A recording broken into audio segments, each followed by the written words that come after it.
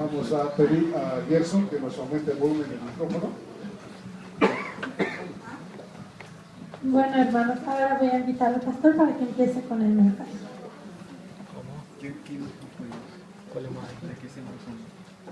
No puse nada. Bien, buenas tardes.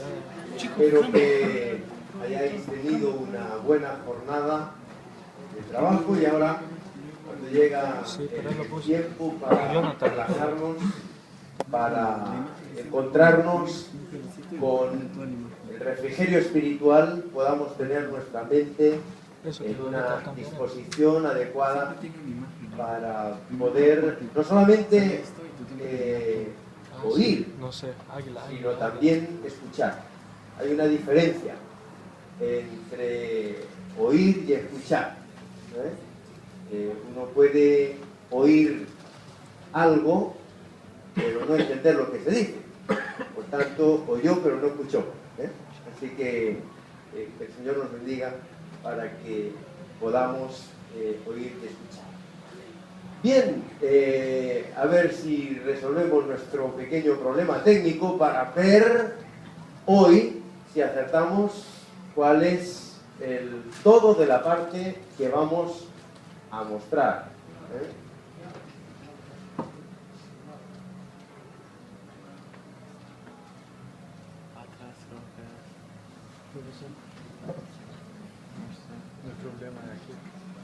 Es el cable,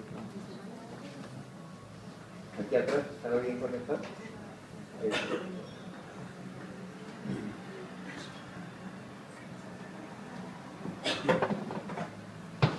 Ahora, muy bien. Bien, pues, a ver, un poquito. Creo que...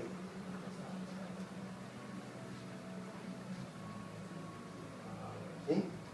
Bien, vamos a ver entonces hoy si revelamos, descorremos este pequeño velo. Bueno, a ver si adivinamos cuál es el todo de esta parte. Es agua, por aquí lluvia, a lo mejor es nieve. A ver, y si fuera un pastel, no tiene pinta de pastel, ¿eh? A ver, venga, ¿quién me ayuda? Una ventana, dicen por ahí. A ver, ¿cómo? Plumas. Plumas. Uy, wow. Qué sorpresa te vas a llevar. A ver. Algo como cataratas. Uy, qué cerca estamos. Uy, qué cerca estamos. Una fuente. ¿Quién dijo la fuente? Porque alguien lo dijo en el último segundo, como cuando se hace la canasta esa que vale, ¿eh? Y ya estaba la pelota lanzada. Muy bien. ¿Y sabríamos decir de dónde es esa fuente?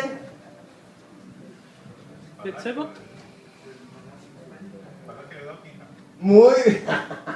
No vale, tú jugaste con trampa. Muy bien. Del Palacio de Dottringham. Allá, el palacio que se ve al fondo es el Palacio de Dottringham. Qué cosas, ¿verdad? Como si miramos desde una perspectiva así tan minimalista, tan súper enfocada en un punto, no podemos ver que estamos hablando nada más y nada menos que de un palacio lo que estamos viendo. La parte, el todo de esa parte es absolutamente un palacio. Bien, hoy vamos a hablar de un tema que lleva como título Puede librarnos, y aunque no nos librara. Bien, hoy vamos a ver cómo se corresponden comparativamente las visiones que encontramos en Daniel capítulo 2 y Daniel capítulo 7, aquella estatua majestuosa y aquella secuencia de bestias. Hoy vamos a verlas desde otra perspectiva, un poquito más amplia. Vamos a alejarnos un poco más para poder ver el panorama también desde la perspectiva que la vio Juan. Pero tomamos como punto de referencia unas palabras. A ver si me sabéis decir quiénes pronunciaron aquellas palabras. los tres amigos de Daniel, ¿eh? Nuestro Dios puede librarnos, pero aunque no nos librara, no doblaremos nuestras rodillas, ¿verdad? Bien, así que claramente hoy vamos a hablar de la importancia de la verdadera adoración, ¿eh? Bien, después de que Daniel le interpretara el sueño a Nabucodonosor, mandó construir una estatua completamente de oro. Así que, si de una secuencia de imperios se trataba, ahora lo que iba a hacer Nabucodonosor era dejar bien claro que a él no le iba a quitar su imperio absolutamente nadie. Daniel le había dicho que aquel sueño no lo podían interpretar ni astrólogos, ni magos, ni adivinos, pero que había un Dios en los cielos que sí que podía. Y ahora Nabucodonosor desafía de nuevo al mismo Dios, creando una estatua toda de oro, diciendo, bueno, Dios dirá lo que diga, pero mi imperio va a permanecer para siempre. Este imperio no va a haber quien lo altere, ¿eh?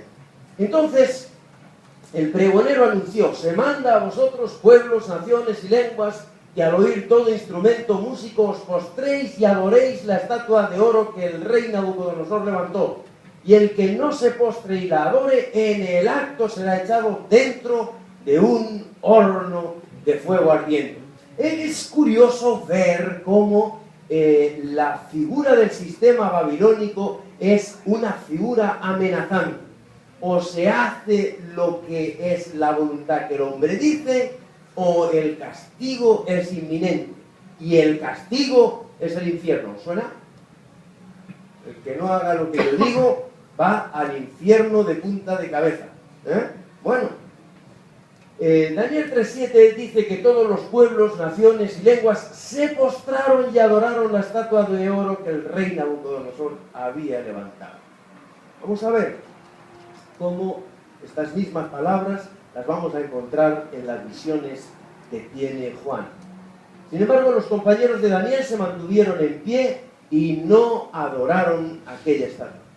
Imaginad el desafío. Si alguien no adoraba la estatua, ¿qué le iba a costar? La vida. Iba a morir. Pero ellos están dispuestos a morir por aquello en lo que creen. Claro, si yo os preguntara, ¿cuántos de vosotros estaríais dispuestos a morir por Cristo? Muy probablemente la inmensa mayoría me levantaríais las manos. ¿A que sí? Estaríamos dispuestos a morir por Cristo. Pero yo no os voy a hacer esa propuesta esta tarde. Yo no voy a pediros, ¿cuántos estáis dispuestos a morir por Cristo? Os voy a hacer una pregunta todavía más. Porque uno puede estar dispuesto a morir por Cristo. La pregunta para ti hoy es: ¿estás dispuesto a vivir en Cristo? ¿Sabéis? No siempre resulta fácil mantenerse firme ante las tormentas que nos propina la vida. La vida a veces nos tambalea hacia un lado y hacia otro, y uno tiene la sensación de que necesita tener cierto grado de resiliencia, esa resistencia a dejarse doblar por las circunstancias. Bueno, no pasa nada mientras no partamos, bueno, vamos a aguantar aquí a ver si pasa la mala racha, Bien, vivir por Cristo, permanecer firmes. El asunto es que les preguntan: ¿estáis prestos a postraros y adorar la estatua que levanté? Les dice Nabucodonosor, porque si no la adoráis, en esa misma hora seréis echados en un horno de fuego ardiendo. Y les pregunta: ¿y qué Dios os librará de mis manos? ¿Qué pregunta, ¿Estáis seguros suficientemente de vuestro Dios? Y entonces ellos le responden: nuestro Dios, a quien honramos, puede librarnos del horno de fuego, y de tu mano nos librará.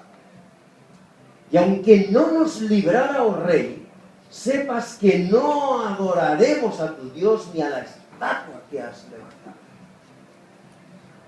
¡Qué tremenda afirmación! Porque uno puede servir a Dios porque está seguro de que Dios le va a echar la manita, de que Dios va a estar a las alturas de las circunstancias que requiere la situación. Y nosotros estamos contra las cuerdas en la vida y decimos, pero Dios me va a ayudar. Ahora, mi pregunta para ti es, ¿y si tuvieras la duda de si Dios va a salir garante de esa situación que estás enfrentando? Si tuvieras la duda de que realmente Dios se va a quedar quieto guardando silencio, esos silencios tan incómodos de Dios, ¿te mantendrías firme igual? Porque aquí la cuestión es que los amigos de Daniel dicen, nosotros no nos vamos a inclinar porque nuestro Dios nos librará. Pero la segunda parte de la afirmación es, y aunque no nos librara, la adoración por convicción, no por recompensa. Seguir a Dios porque le amas, no porque esperas de Dios. Hermanos, esto es importante que lo entendamos. No se trata de seguir a Dios porque sé que en seguir a Dios voy a encontrar una recompensa matemática. Claro, así es muy fácil seguir a Dios. Con las matemáticas de Dios, que son sumar y multiplicar, es fantástico seguirle. Yo cojo, le sigo, le adoro, le sirvo, porque detrás voy a tener una recompensa. Pero, ¿sabéis? La palabra de Dios no me presenta esa verdad. La palabra de Dios no me dice que por seguirle no voy a sufrir, no voy a tener dificultades. La palabra de Dios me dice, si tú me sigues, debes seguirme porque me amas, independientemente de lo que pase detrás. Yo quiero que tú estés conmigo por amor, no por la recompensa que viene detrás. Mi pregunta para ti en esta tarde es si tu adoración es por recompensa que esperas o si realmente tú sigues a Dios porque hay en ti un fuego que arde en tu interior, movido por un espíritu divino que es el que te hace estar de parte de Dios, aunque se desplomen los cielos delante de él. Bien, el rey Nabucodonosor se espantó, y se espanta porque finalmente aquellos muchachos son metidos en el horno de fuego. ¿Y sabéis lo que ocurre al ser metidos en el horno de fuego? Que en vez de 3, ahora Nabucodonosor ve 4. Y dice, pero si no he bebido, si no estoy borracho, ¿cómo que veo más gente que antes? ¿Qué pasó? Y él se da cuenta que algo extraño está ocurriendo aquí. Que con esos 3 hombres hay alguien más, alguien diferente. Y él pregunta, ¿no echaron 3 varones atados dentro del fuego? Ellos respondieron al rey, es verdad, oh rey, agregó él, yo veo 4 varones sueltos que se pasean en el fuego sin sufrir ningún daño y el parecer del cuarto es semejante a un hijo de los dioses. La cuestión, mi hermano, mi hermana, mi amigo que me escuchas en esta tarde, es que puede ser que tú no tengas la sensación de que Dios está a tu lado mientras estás sufriendo. Estando en El Salvador, se venden en souvenirs una poesía anónima de las huellas. Creo que todos conocemos, ¿verdad? El poema de las huellas. Esa noche que alguien en anónimo sueña que cuando las cosas estaban peor, miraba y solamente veía un par de huellas. Y finalmente cuando conversa y le pide explicaciones a Dios, Dios le dice, cuando solamente veías un par de huellas, porque yo te llevaba en mis brazos. Sí, es verdad que hay una recompensa siempre, que Dios nos va a dar. Porque las promesas de Dios son inalterables, es cierto. Pero Dios no quiere que le sigas por las promesas que Él te ofrece. Y por eso hay periodos de silencio. La promesa está garantizada. No tengas ningún temor. Dios te va a dar el premio. Pero tendrás que estar dispuesto a caminar, aun cuando no sientas su presencia, seguro de que aunque estés pasando el horno, el bautismo de fuego, Jesucristo está contigo. A tu lado. En el horno no se está cómodo, ¿sabéis? En el fuego de la prueba uno no está muy a gusto. Pero dice que ni un solo cabello de su cabeza se lastimó. El testimonio de aquellos jóvenes cambió la vida de Nabucodonosor. Es verdad que no evitó las consecuencias de su pecado, pero cambió la vida de aquel hombre. La consecuencia de la trayectoria de sus hijos después sería terrible. Pero Nabucodonosor tuvo un impacto con el testimonio de aquellos jóvenes que se mantuvieron firmes a aquel Dios. A partir de ese momento, Nabucodonosor dijo: el Dios al que estos jóvenes adoran verdaderamente es el Dios verdadero. La advertencia contra la adoración de la bestia es la más urgente que se da en el libro del Apocalipsis. Apocalipsis 1:1 nos comienza hablándonos de la revelación de Jesucristo que Dios le dio para manifestar a sus siervos las cosas que deben suceder pronto, y la declaró por medio de su ángel a su siervo Juan. Es urgente que el pueblo de Dios comprenda el mensaje de los tres ángeles y viva en consecuencia la verdad presente. Hermanos, es un mensaje casi único del pueblo adventista. Y definitivamente es un mensaje determinante, y lo vamos a ver en esta tarde. ¿Cuál es ese mensaje? ¿Cómo comienza ese mensaje? Vamos a verlo. Y volar por el medio del cielo a otro ángel que tenía el evangelio eterno para predicarlo a los moradores de la tierra, a toda nación, tribu, lengua y pueblo, diciendo en alta voz: temed a Dios y dadle gloria. ¿Por qué? La hora de su juicio ha llegado. Y adorad a aquel que hizo los cielos, el mar y las fuentes de las aguas. Quiero que veamos en este primer mensaje dos aspectos importantes. Primero, ¿qué dice? Temed a Dios y dadle gloria. ¿Qué significa el temor de Dios? ¿Tenerle miedo? ¿Tener pánico de Dios por las consecuencias que nos pueda pasar por no obedecerle? ¿Qué significa temer a Dios? El temor de Jehová es precisamente las consecuencias que se pueden derivar cuando yo no quiero estar dependiente de su mano. Ese es el temor de Jehová. El temor de Jehová no es a las consecuencias que me pueda pasar si yo le desobedezco porque Él me castigue, sino las consecuencias que puedo tener cuando yo pretendo ser mi propio Dios. Ese es realmente el temor de Jehová. Es decir, yo no puedo vivir sin ti, Señor. Yo necesito estar seguro de que estoy en tus caminos, de que la ruta la estás marcando tú. En segundo lugar, me dice, porque la hora de su juicio ha llegado. Estamos en tiempo de juicio. Mañana veremos desde qué momento se inicia ese tiempo de juicio. Pero nosotros hoy estamos viviendo ese tiempo de juicio. La hora de su juicio ha llegado, dice el Apocalipsis. Y, en tercer lugar, adorad a aquel que hizo los cielos, el mar y las fuentes de las aguas. Hemos estado hablando este conflicto de adoración. Hemos estado hablando del sistema babilónico, el sistema de adoración falso, ¿verdad? El sistema de adoración impuesto por los hombres en contraste al sistema de adoración de Dios. ¿Y quién es el único digno de ser adorado? ¿Por qué? Lo dice aquí.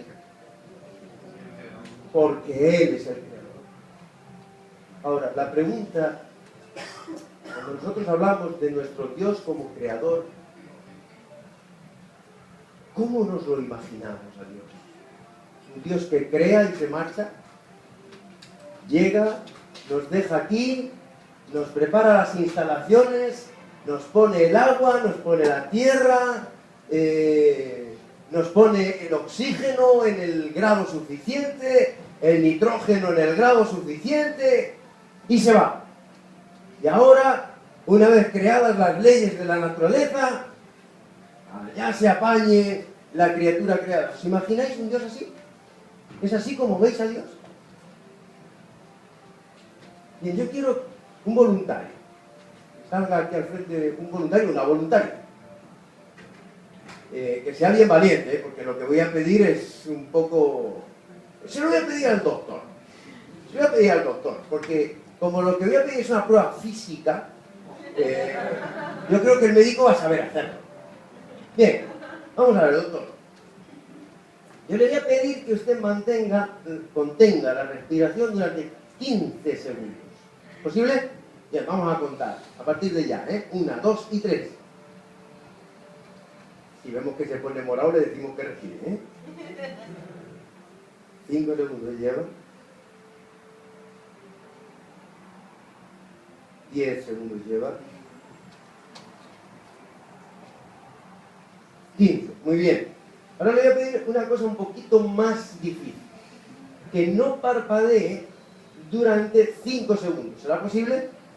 Bien, mire para allá, Si parpadea, le volvemos a contar. A partir de ya. 5 segundos sin parpadear. ¿Sí? ¿Lo consiguió? ¿Lo consiguió? Bueno, bien. Bueno. Pues ahora le voy a pedir algo un poquitín más difícil. ¿Vale? Ahora le voy a pedir que pare el corazón durante 10 segundos. ¿Sí? ¿De acuerdo? ¿Podemos? Vamos a pedirle que cuente. Me desafió, Bien, no podemos, ¿verdad? Entonces, si yo no puedo controlar los latidos de mi corazón y Dios cuenta los cabellos que se caen de mi cabeza, cosa que no hago yo, o cuántos de vosotros contáis los cabellos cuando os peináis, Dios, se me han caído hoy, a ver, déjame ver. Hombre, cuando uno se está quedando pelón, a lo mejor sí que nos cuenta, ¿no? Pero cuando uno sabe que tiene pelo bastante, no le preocupa ni lo cuenta, ¿no? Jonathan, tú te mides los pelos que se te... que no, con el pelo que tiene, imposible que lo cuente, Bien, ¿qué es lo que ocurre? Si Dios está contando los cabellos de mi cabeza, ¿os imagináis un Dios que creó, dejó todo suelto y se fue? Y nos contempla desde arriba, desde el cielo y allá, ¿os entendáis vosotros? Es un Dios que interactúa contigo. Es un Dios que hace latir tu corazón. Porque sin saber muy bien cómo ni cómo no, en un momento determinado, y eso lo hemos visto de algún modo en algún momento de nuestra vida, las personas dejamos de existir. ¿Cuántas veces hemos visto un cuerpo inerte en un tanatorio? Somos testigos oculares de que efectivamente la muerte existe. Nos quedamos sin vida, sencillamente porque el Espíritu de Dios se retira de esa criatura. Dios controla cada uno de los latidos de tu corazón. Y si Dios controla cada uno de los latidos de tu corazón, si Dios te devuelve a la vida en el punto del sueño, qué misterio el sueño, ¿verdad? Nos echamos a dormir seguros de que no nos vamos a morir, pero nos quedamos sin conciencia. Y yo tengo por costumbre, cuando me acuesto, yo me muero. Yo no me entero de nada. Podría contaros experiencias muy divertidas de mi vida cuando me duermo, pero yo ya puede pasar un tren por encima de la cama que no me entero. Esta noche me entrarán a robar a alguien.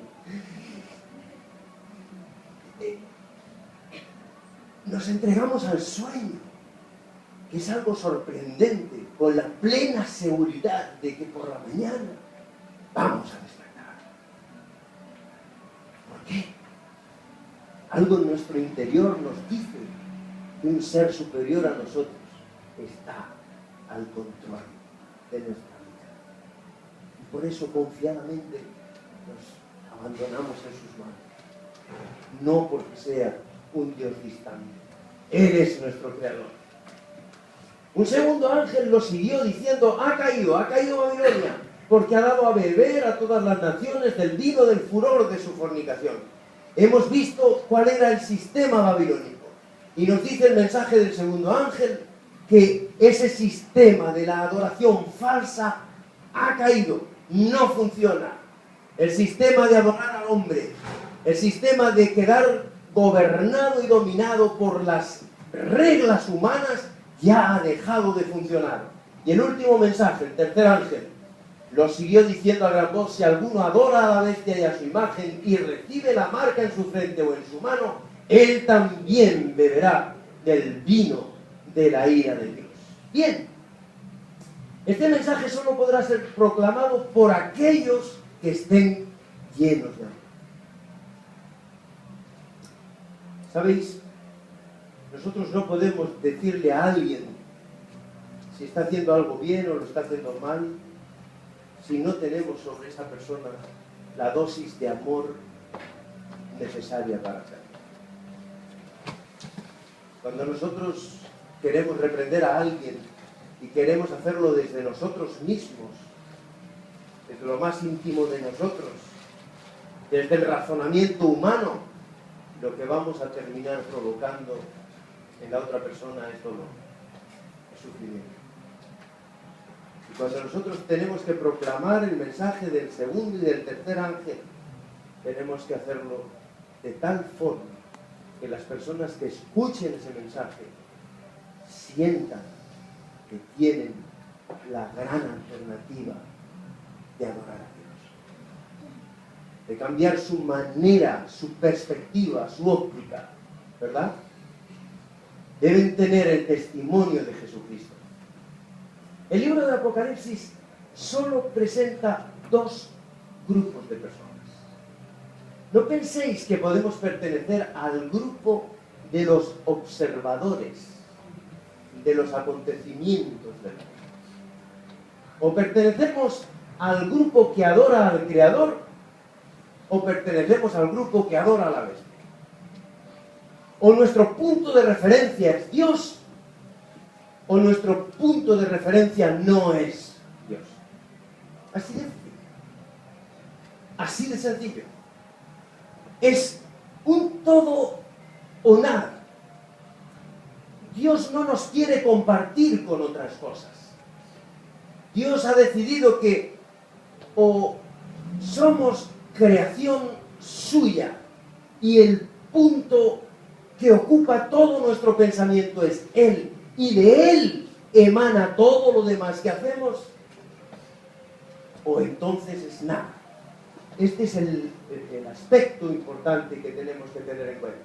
Apocalipsis 12:1 nos habla de una bestia.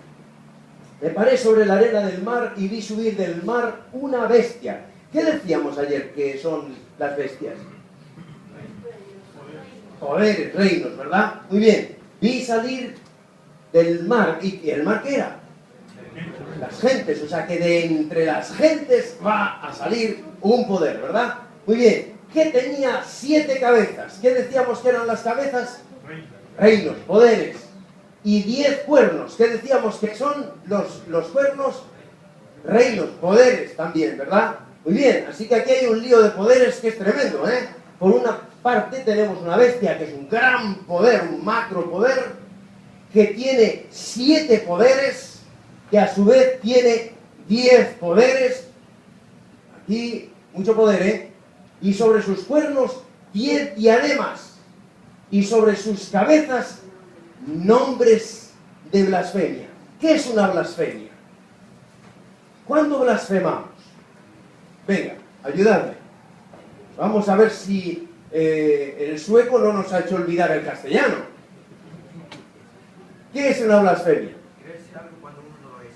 Muy bien, pero más aún, vamos a afinar un poquito más. Podemos blasfemar contra nuestro prójimo, efectivamente, ¿verdad? Pero vamos algo más, un punto más adelante. Creernos que somos Dios. Eso es una blasfemia. O también sería blasfemar cuando creemos que Dios no tiene el poder que realmente tiene. También blasfemamos. Es decir, podemos blasfemar contra Dios creyéndonos Dios, o podemos blasfemar contra Dios cuando creemos que Dios no tiene poder. Pues bien, dice que en estas cabezas habían nombres de blasfemia, ¿vale? ¿Y cuál era el nombre de blasfemia que llevaban los emperadores romanos en su frente? Pontifex Maximus, ¿vale? Sumo pontífice, es decir, representantes de Dios en la tierra. Y eso lo hacían todos los emperadores romanos. Los emperadores romanos, los reyes paganos, todos eran dioses, eran semidioses, eran, digamos, una prolongación de las divinidades, y por eso habían, pues, adoraciones a distintos tipos de dioses. Bien, la bestia, dice Juan, que vi, era semejante a un leopardo, sus pies como de oso, su boca como boca de león, y el dragón, ¿quién dijimos que era el dragón? El dragón, la serpiente antigua, que se llama Diablo y Satanás. ¿Lo tenemos identificado el dragón también? Muy bien, entonces vamos entendiéndonos bien. Y el dragón le dio su poder, su trono y su autoridad. ¿Dónde está el trono de Satanás? En la tierra. Así que... Correcto. Así que el trono de Satanás es la tierra. Por lo tanto, le da el trono. Es decir, que esta bestia está al poder, al control, al dominio absoluto de lo que es toda la tierra. Lo veremos en Apocalipsis 11, mañana, cuando hablemos del santuario. Vais a ver algo muy interesante en Apocalipsis 11, capítulo 11, versículo 1. Pero eso lo veremos mañana, así que mañana tenéis que venir. No me vayáis ahora esta noche a mirar la chuleta, como ya ves en la chuleta, porque eso nada más que será el punto partido, ¿vale? Muy bien. Dice, y se le permitió combatir a los santos y vencerlos. También se le dio autoridad sobre toda tribu y pueblo, lengua y nación. Y la adorarán todos los habitantes de la tierra, cuyos nombres no están escritos en el libro de la vida del Cordero. O sea que sí que va a haber una adoración masiva a esa bestia, a ese poder, pero hay un grupo que no va a adorar a esa bestia, ¿correcto? Son los que están inscritos en el libro de la vida del Cordero. Esos no van a adorar a esa bestia. El resto, todas las naciones, sí que van a adorar a esa bestia. La bestia representa el sistema religioso falso, es decir, cuando se sitúa la autoridad humana a cambio de la autoridad divina. Es decir, lo que el hombre dice en contraste o en colisión con lo que Dios dice. Ahí es donde está el gran problema. Es decir, la religión debe estar subordinada y sometida a los principios religiosos que están basados ¿en qué? En la palabra de Dios. Cuando los principios religiosos no se fundamentan en la palabra de Dios, sino que se fundamentan en las tradiciones o se fundamentan en el paganismo, entonces ahí hay una colisión con el poder de Dios. ¿De acuerdo? Así que toda religión que se fundamente en la autoridad humana en vez de la autoridad divina es un sistema de adoración falso. Y a ese sistema se sujetan todos esos poderes que están alrededor de esa bestia. Esas siete cabezas, esos 10 cuernos que vemos, etcétera, etcétera. ¿Sí? Bien. Por otra parte, la tradición humana en vez de la palabra de Dios. Cuando, bueno, la tradición manda. A veces en la religión ocurre que los principios tradicionalistas se colocan por encima del auténtico valor de aquellos criterios que están establecidos por Dios. Cuando se establece una ley sustituta en vez de la ley de Dios, cuando el hombre se atreve a decir, bueno, sí, la ley de Dios dice esto, pero resulta que nosotros hemos determinado que en vez de ser esto, va a ser esto otro, porque nos gusta más. Por ejemplo, ¿qué ocurre si nosotros leemos en la palabra de Dios que el día del Señor es el séptimo día? En la creación, Dios santificó el séptimo día.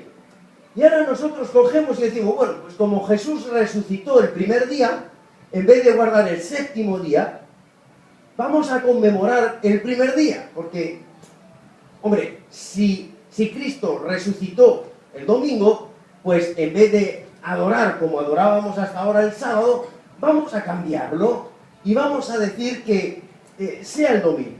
Y ahora nos encontráramos un texto en la Biblia que nos dijera que no podemos cambiar ni una jota ni una tilde de la ley de Dios. ¿Estaríamos haciendo bien cambiando del sábado al domingo si Dios nos ha dicho que no lo cambiáramos? ¿Qué pensáis?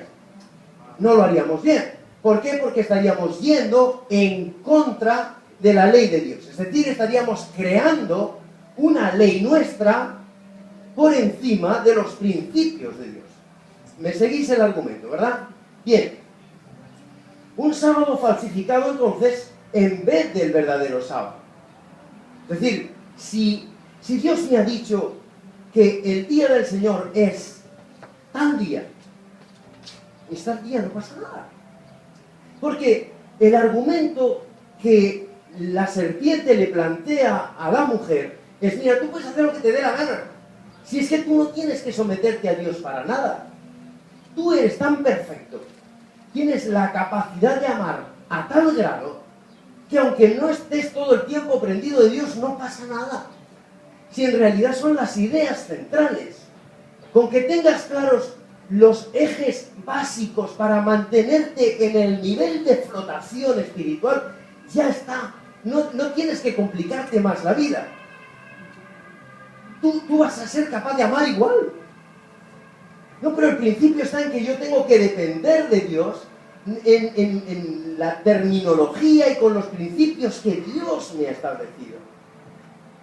¿Quién es quien controla las reglas del juego? ¿Dios o yo? Decíamos que tenemos dos maneras de vivir la fe. O yo le marco la pauta, el camino a Dios y le digo, mira Señor, este es mi plan, ven conmigo y sígueme. O Dios me dice, este es el plan, hijo mío, ven y acompáñame. ¿Cuándo nos sentiremos más seguros? ¿Qué pensáis? ¿Cuando quien diseña el plan es el piloto o cuando el que diseña el plan es el pasajero? Yo cuando me vuelva a España le digo al comandante, mire comandante, esta mañana vengo inspirado. Mire, le voy a quitar el trabajo, ya verá usted.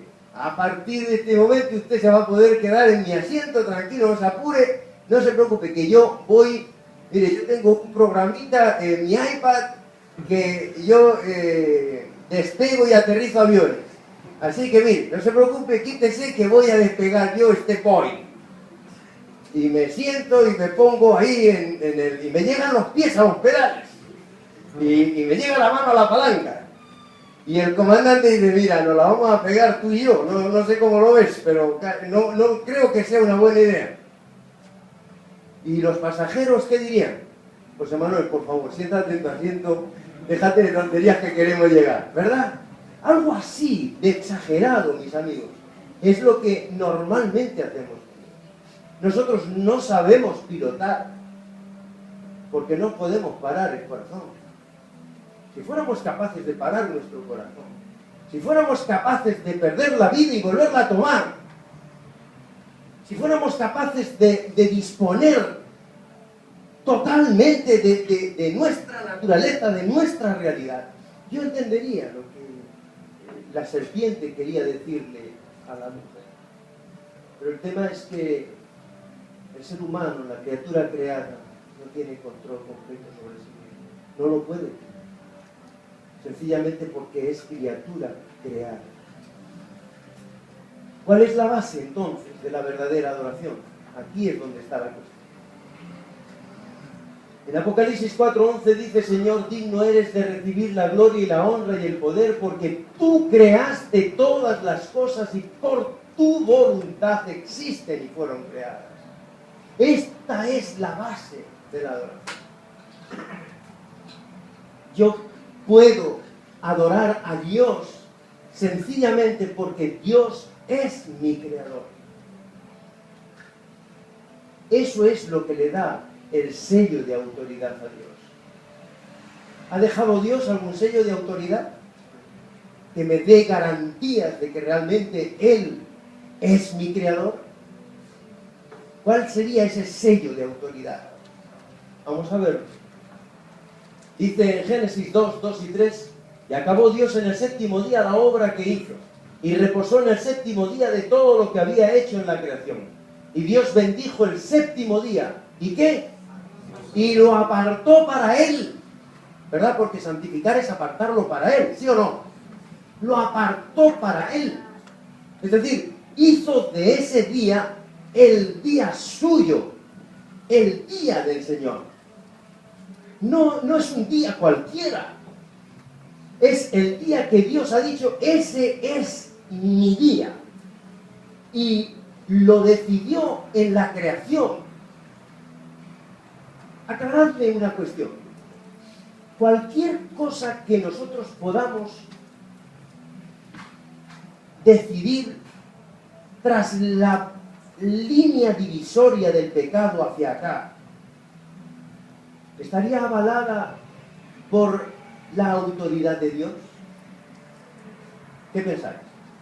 ¿O por la autoridad del enemigo? La autoridad del enemigo. Porque la cruz me lleva ¿a dónde me lleva la cruz? A la creación, al origen. ¿O no decíamos que la paga del pecado es muerte, mas la dádiva de Dios es vida eterna? Por tanto, la muerte de Cristo, ¿dónde me sitúa? En el Edén.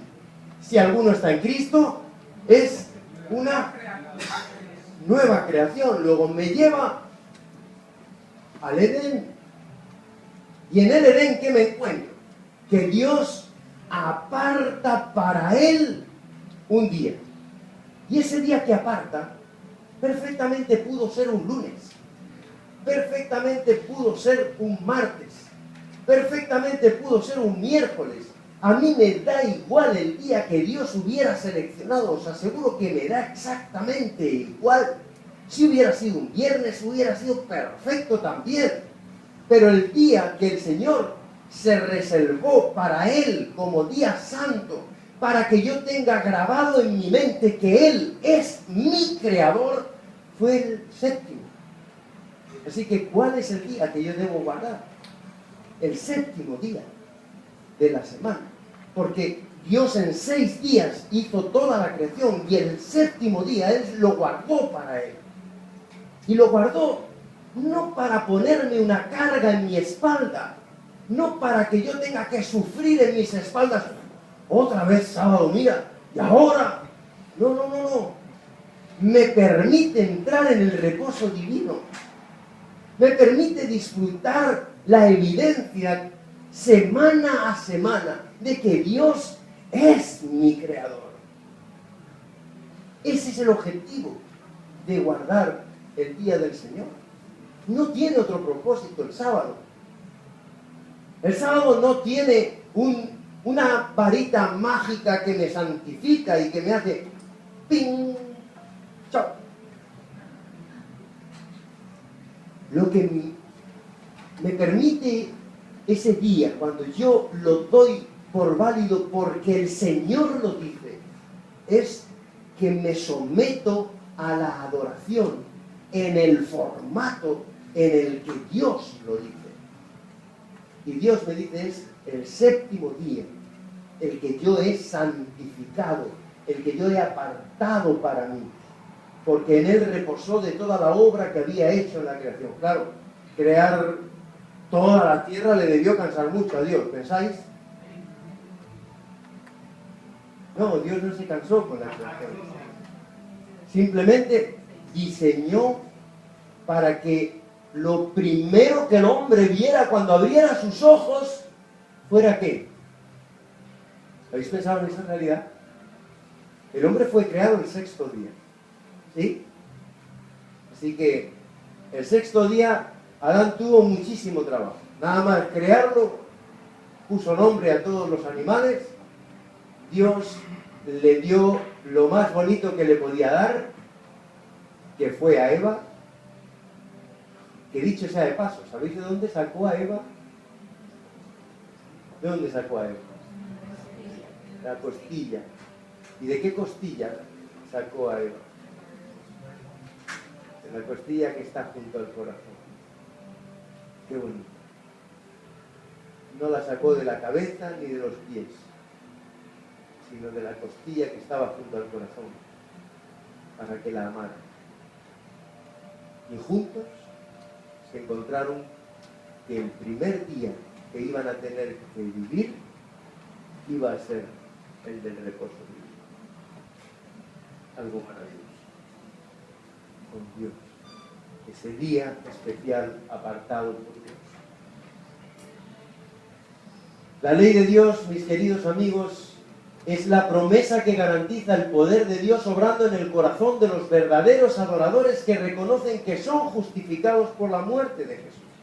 Si yo cuestiono el día que el Señor ha establecido, puedo cuestionar también la forma en la que Dios decide salvarme.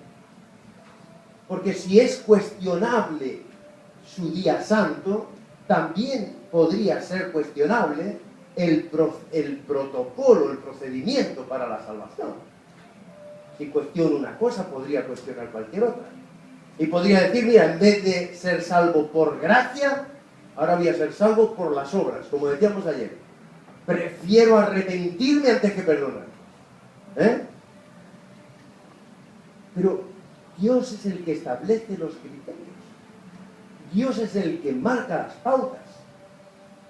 Y en Éxodo 20 dice, acuérdate del sábado, ¿para qué? ¿Qué significa santificar?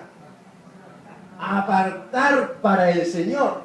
O sea, acuérdate del sábado para hacer lo mismo que Dios hizo. 6 días trabajarás y harás toda tu obra, pero el séptimo día es reposo para Jehová tu Dios.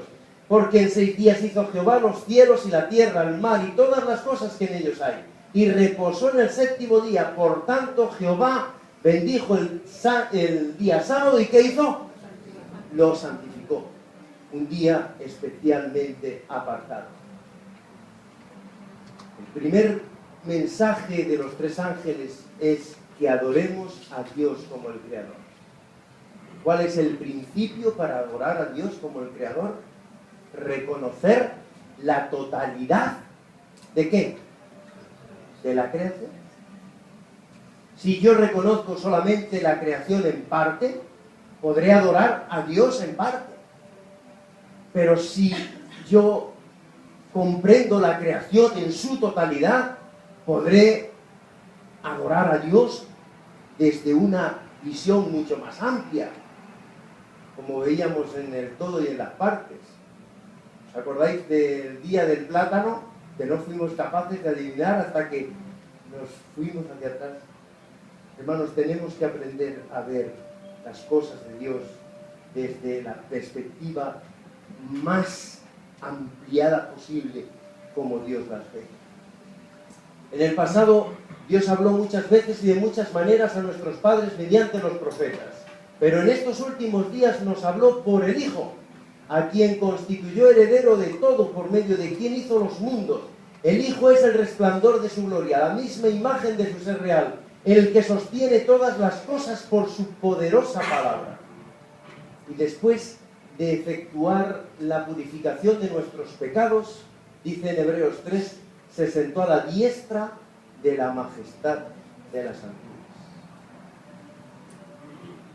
¿Quién creó el mundo? Venga, Dios. Pero tenemos 3 personas, ¿verdad? En la creación. ¿Quién fue el brazo ejecutor en la creación? ¿No os resulta interesante este detalle? Por su palabra, Juan nos lo describe como el verbo. Dice, y el verbo estaba con Dios y el verbo era Dios. Así que Jesús fue el brazo ejecutor de la deidad. Y por su mano todas las cosas fueron hechas. Y él dice, y les di también mis sábados para que fueran, ¿qué? Una señal entre yo y ellos, para que supieran que yo soy Jehová, que los santifico. Es decir, cuando nosotros damos por válido que el sábado es un día santificado por Dios, automáticamente nosotros estamos dispuestos a que Dios haga en nosotros también una obra de santificación. Hace de nosotros que seamos criaturas apartadas para Dios, de manera que Dios pueda obrar en nosotros el milagro del arrepentimiento, el milagro de la fe y el milagro de las obras que son nacidas de la fe. Pero cuando yo no tomo ese punto de partida, no puede haber arrepentimiento, no puede haber fe. Ay, yo a veces converso con personas y me dicen, ¿cómo me gustaría tener vuestra fe? Y le digo, pues, ¿por qué no empiezas por aceptar que Dios es tu creador? No, si yo lo acepto, ¿sí? ¿Aceptas toda la creación? Hombre, a ver, pues, hombre, es que yo creo que venimos del mono. Hombre, es verdad que a veces mirando a ciertas personas uno duda, ¿no? Y dice, ¿será verdad? Pero claro, si empezamos a poner dudas, ¿verdad? Y uno dice, bueno, pues igual hay algo de evolución por ahí. Bueno, Dios nos creó, pero pues a lo mejor sí que nos pegamos un castañazo entre planetas y salimos dando vueltas y de verdad fue el Big Bang y de ahí nace todo. A lo mejor es que hubo una gotita de agua de esas súper espectaculares, porque donde hay agua hay vida y a lo mejor pues por ahí, pum, sale la vida. A lo mejor algo de evolución puede ser que haya. No confundamos los términos. O yo acepto a Dios como creador y acepto la totalidad de su creación y en el formato como es su creación, o no. Yo no establezco las reglas de la creación. Entre otras cosas porque si me pusiera a estudiar en detalle los pormenores de la creación, no sería capaz de reproducir, aunque hayamos sido capaces de reproducir la oveja Dolly. Aunque hayamos sido capaces de reproducir células madre. Aunque queramos llegar a ser como Dios. Ese fue el deseo de Lucifer. Yo quiero ser como Dios. Puedo llegar a ser como Dios. Porque he sido creado perfecto para poder ser como Dios. Ese es justamente el axioma sobre el que se fundamenta el sistema babilónico. No te preocupes. Tú puedes crear también con tus propias manos una religión que se parezca a la de Dios. Una religión que siguiéndola tengas hasta incluso sensaciones espirituales. Fíjate lo que te digo. Pero si no está basada en los principios, en los criterios de adoración tal y como Dios los ha establecido, pertenezcas a la religión que pertenezcas, seas adventista del séptimo día, católico, evangélico, bautista, me da igual de la religión que pertenezcas. Si tu fundamento no está en Dios como creador, que tiene el poder, la sola potestad de santificar lo que Él considera conveniente, y tú no estás dispuesto a someterte a esa santificación, entonces tu vida no puede tener el milagro que esperas que tenga. Tu vida solamente funciona en Dios. No puede funcionar de otra manera. Por tanto, es Jehová quien te santifica. Él es el que marca las reglas del juego. Y si de verdad quieres que tu vida tenga propósito, tendrás que someterte a las reglas del juego que Dios ha establecido. Es Dios quien pone las reglas del juego, no es la criatura creada. El sello de Dios está en el corazón de la ley de Dios.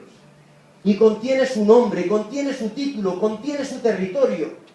Su nombre, Jehová tu Dios. Su título, tu creador. Su territorio, los cielos y la tierra. Toda la potestad viene de Él. El sello de Dios hace contraste con esa marca de la bestia. El fundamento del sistema babilónico se basa en el hombre. El fundamento del sistema divino se basa en Dios, en la autoridad de Dios, en la palabra de Dios, en el amor de Dios, en la ley de Dios. Y estos son principios inalienables. No los podemos cambiar. Pretender cambiar eso es pretender cambiar a Dios, cambiar el formato del pensamiento de Dios. Y nosotros no somos dioses para poder ver en el plano, desde la perspectiva en la que Dios puede ver. Porque Dios mira desde un ángulo en el que ve desde antes de los tiempos, en los tiempos y a través de ellos el final de los tiempos. Y tú eso no lo puedes ver. Él ve desde la eternidad y hasta la eternidad. Y tú no le puedes parametrizar a Dios, no le puedes decir a Dios dónde tiene Él que manejarse, dónde están los límites para manejarse. Los límites los establece Él, porque Él es el alfa y la omega, el principio y el fin. Él lo es todo. Amén. Tú eres solamente una pequeña parte en el universo. Apocalipsis 13:6 dice que abrió su boca en blasfemias contra Dios para blasfemar su nombre y su santuario. Cuando el ser humano cree que puede hacer las cosas de Dios, la bestia que vi era semejante a un leopardo, sus pies como de oso, su boca como la boca de león, y el dragón dio su poder, su trono y su autoridad. Bien, existen claras simetrías no casuales entre la visión de Daniel capítulo 7 y la visión de Juan en el Apocalipsis capítulo 13. Quiero que las veamos. 4 bestias suben del mar, ¿verdad? Esta bestia sube del mar.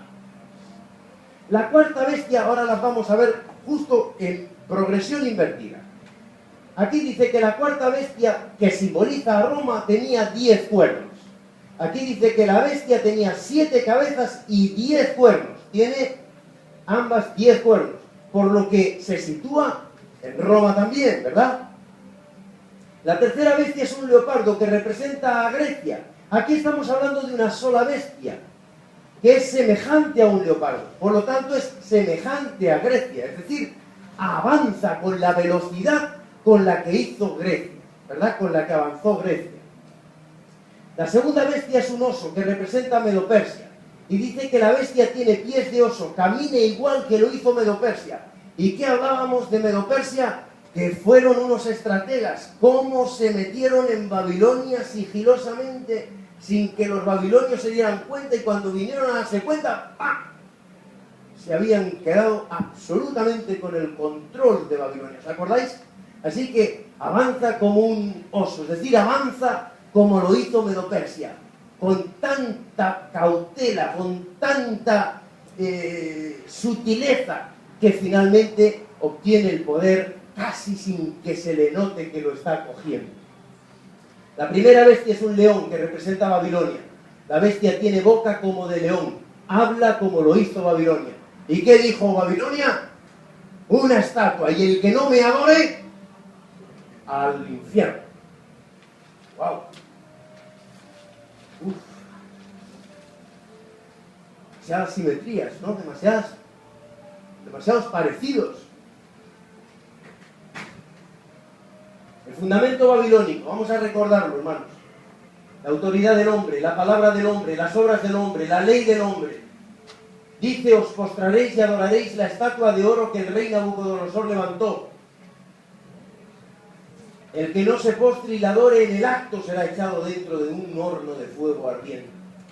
El problema central es precisamente la adoración. Es decir, nuestras libertades históricas van a ser puestas en cuestión.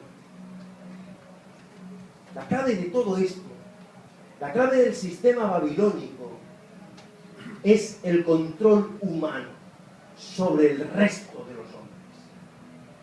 Y Jesús dice en Juan 8:32 un texto que a mí me resulta de los más bellos de la Biblia. Y conoceréis la verdad, y la verdad os hará libres. Cuando un sistema religioso lo que me quiere es someter, no me da libertad, no puede venir. Porque Dios es un Dios de libertad. Dios lo que quiere es que yo pueda fundamentar mi vida, mi experiencia personal, en la seguridad plena de que no tengo nada que temer, porque Dios está al control. Y respondiendo Pedro y los otros apóstoles dijeron, es necesario obedecer a Dios antes que a los hombres. Porque en otro tiempo, dice Pablo en la epístola a Tito, nosotros también éramos insensatos, desobedientes, extraviados, esclavos de diversas pasiones y placeres. Vivíamos en malicia y envidia. Éramos aborrecibles, aborreciéndonos unos a otros. Pero cuando se manifestó la bondad de Dios nuestro Salvador, escuchad porque es importante esto.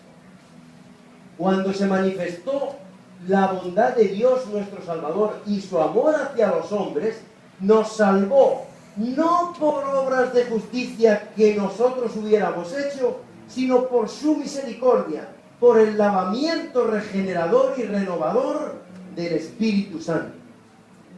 Es el poder de Dios dentro del hombre el que va a generar el cambio, la transformación. Porque no se trata de una religión basada en la autoridad y el poder del hombre, sino basada en el poder y la autoridad de Dios obrando en el interior del hombre. Produciendo en el interior del hombre frutos de buenas obras.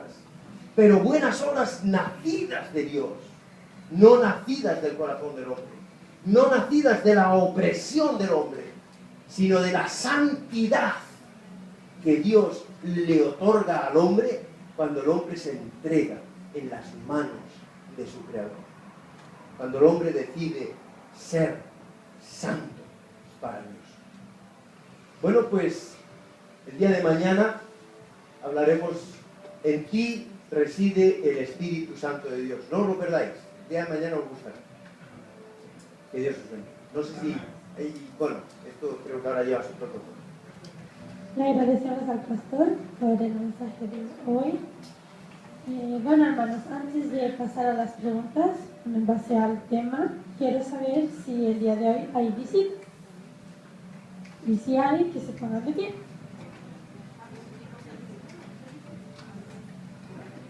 La señora que está atrás de la hermana Carolina, ¿sí usted? ¿Cómo se llama?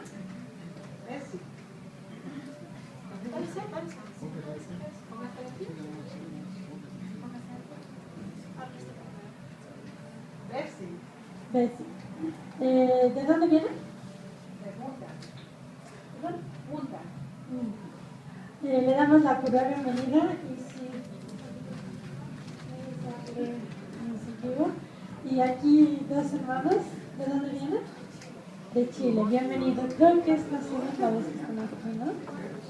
Vinieron el sábado.